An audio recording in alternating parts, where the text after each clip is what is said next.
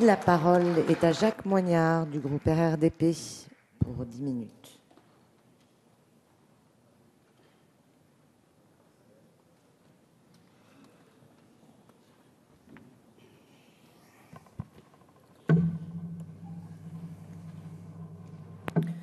Madame la Présidente, Monsieur le Ministre, Madame la Présidente de la Commission, Monsieur le rapporteur, la France, avec un parc de production nucléaire composé de 58 unités de production réparties sur 19 sites, a fait du recours à l'énergie nucléaire l'un des piliers de sa politique énergétique, puisqu'elle contribue à l'indépendance énergétique nationale, garantit la sécurité d'approvisionnement, assure un prix compétitif de l'énergie et préserve la santé humaine et l'environnement, en particulier en luttant contre l'aggravation de l'effet de serre. En raison des risques ou menaces que peuvent présenter les installations nucléaires ou le transport de substances radioactives en termes de sécurité, de santé, de protection de la nature et des environnements, l'exploitation de l'énergie nucléaire ne peut se faire que dans un cadre juridique spécifique. Ce dernier est notamment basé sur la loi relative à la transparence et à la sécurité en matière nucléaire, loi du 13 juin 2006, qui a précisé les règles applicables aux installations nucléaires et qui a créé, entre autres, une autorité de sûreté nucléaire, la fameuse ASN, indépendante.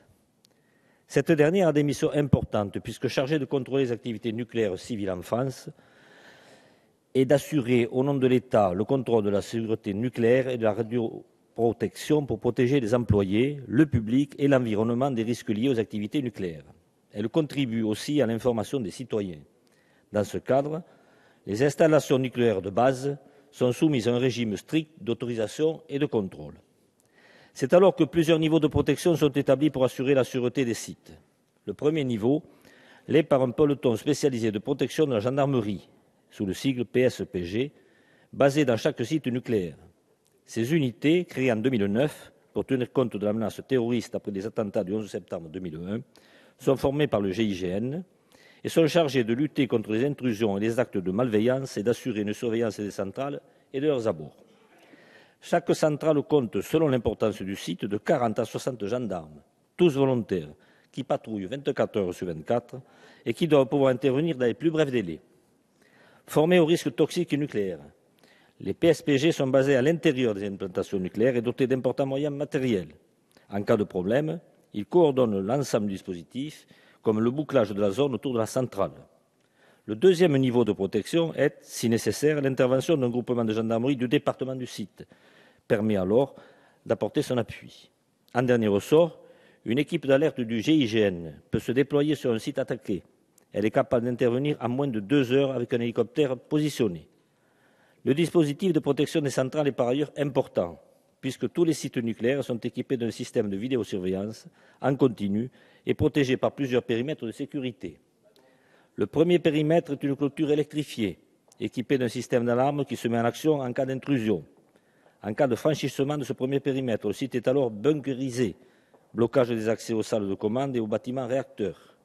Le deuxième périmètre dans lequel est situé le réacteur nucléaire est sous haute surveillance. Son accès est restreint et protégé par une deuxième clôture. Le troisième périmètre, quant à lui, l'espace aérien au-dessus de la centrale, est également étroitement surveillé. Il est placé sous la protection directe de l'armée de l'air. Un radar et une batterie de missiles opérationnels surveillent la zone. En cas de transgression de l'espace aérien, des avions de chasse peuvent intervenir en moins de 15 minutes. Cependant, les intrusions répétées ces dernières années dans l'enceinte d'installations nucléaires civiles attestent du caractère insuffisamment dissuasif du dispositif pénal en vigueur. En effet, s'introduire dans une infrastructure protégée comme une centrale nucléaire ne relève d'aucun délit spécifique, ça a été dit.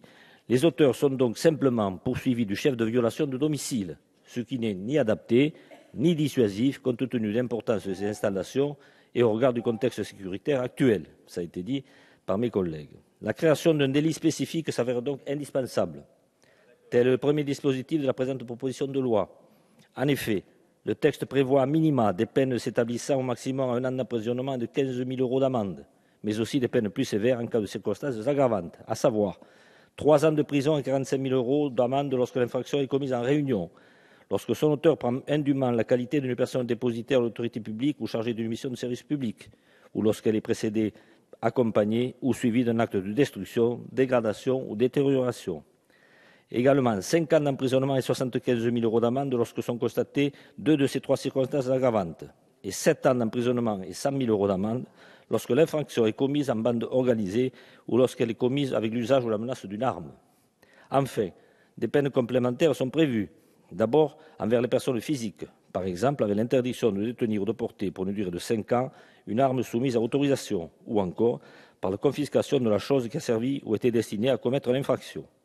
Ensuite, envers les personnes morales, par confiscation des biens ayant servi à commettre l'infraction ou destinés à la commettre, ou par affichage ou diffusion de la décision de justice.